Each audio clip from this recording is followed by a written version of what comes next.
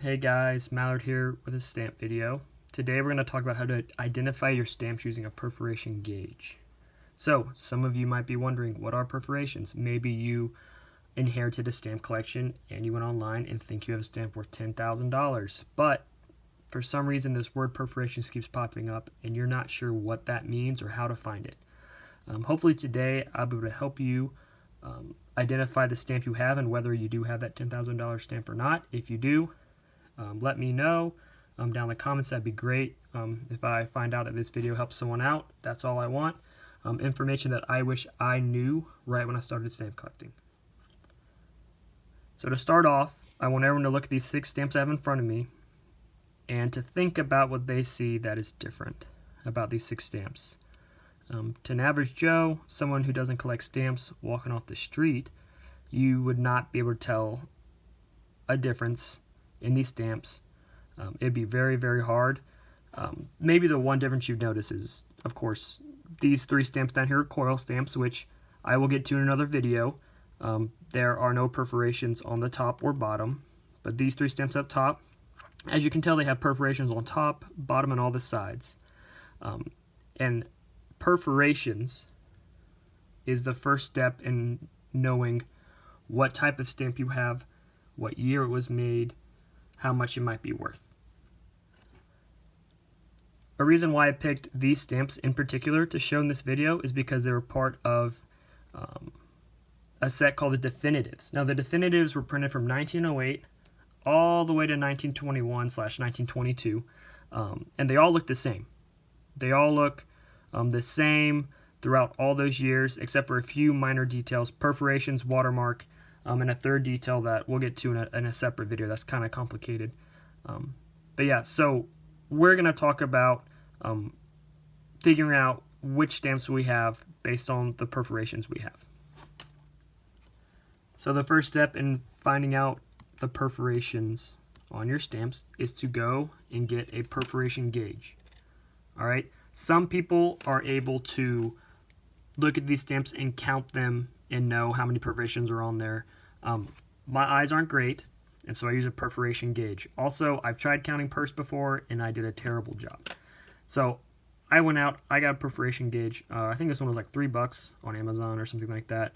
I would highly recommend getting one of these. You have to get these if you want to identify your stamps properly. Sometimes you can actually find perforation gauges in a stamp book. So this is one I got from a yard sale in a Big Lot, and if you flip it over, you'll see on the back there's actually a perforation gauge on the back of the book. So be on the lookout for those.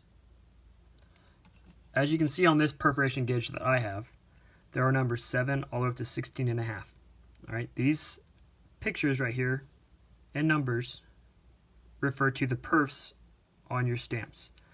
So the Definitives that we're working with, their perforations are going to be from 8.5 all the way up until 12. All right, so we're going to be using this perforation gauge all the way up to that one. And as you can tell, there's big differences. There's 8.5, 9, 9.5, 10, 10.5, 11, 11.5, and 12. So depending on the perfs you have, changes when your stamp was made and how much it's worth. And we'll get into. So to start off, you'll grab a stamp. I am going to use my hands for this just so I can get closer to the camera. These stamps are not super valuable. I'm just trying to show you guys how to use a perf gauge close up.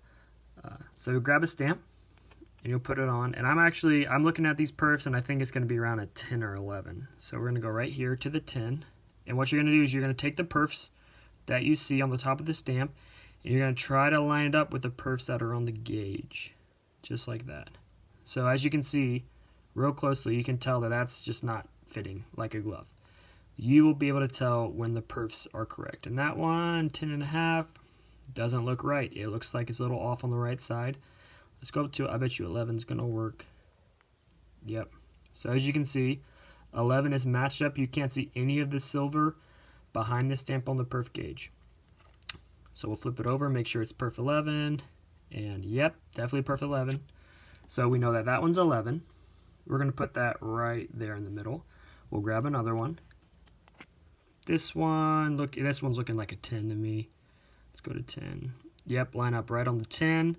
Notice how there's no silver showing behind the stamp. We'll flip it around and make sure it's a 10. Yep, definitely a 10.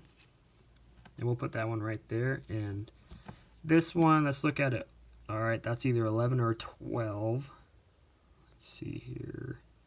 Line it up. Definitely not an 11. This is probably going to be a 12. Lining it up. Yep, that's lining up pretty well. Looks like a 12 to me. Let's turn it on its side. Yep, notice no silver showing. Perfect 12 perforated stamp. Now we're going to go down these coils down here. Now coils sometimes tend to be a little more valuable just because they are a little more scarce. And coils have the same perforations, except there are coils that have an 8.5 perforations on them, and I have one down here. You tell me which one you think it is right now just by looking at them. We'll go through these last three stamps, and then we'll end the video. So of course there's no perfs on the top, so you can't gauge it that way, so you have to turn it on its side. I'm going to start at 9.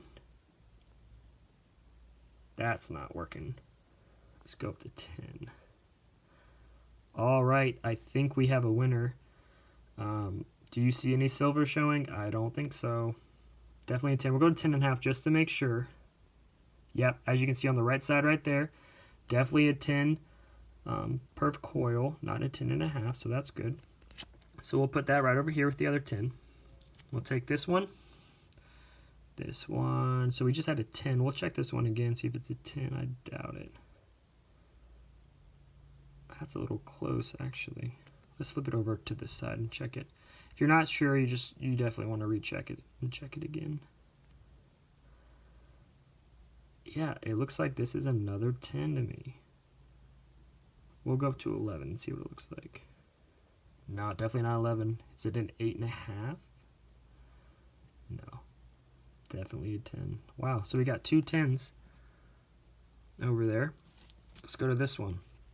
Now you look at this one, you can tell the perfs are a little fatter. There's less of them, so I'm going to start down here at 8.5. I'm pretty sure this is an 8.5. Yep, there you go. 8.5. Check the other side just to make sure, even though I'm fairly certain it's an 8.5. Yep, there you go. It's an 8.5, so we'll put that one over there. So I just went through, 6 stamps pretty quickly, pretty easily with my perf gauge. The next step that you would need in order to properly identify your stamp is to find out the watermark on the back of the stamps. Unfortunately, we're not going to do that in this video today. We will do it in the next video. But yeah, I just want to walk through with you guys the steps it takes to identify stamps. As a young stamp collector, I had to learn all this stuff on my own, and unfortunately YouTube didn't have videos, and so I wanted to make sure to create a video that explains everything super easily and hopefully concisely. But yeah, thanks for watching. Stay tuned for the next video.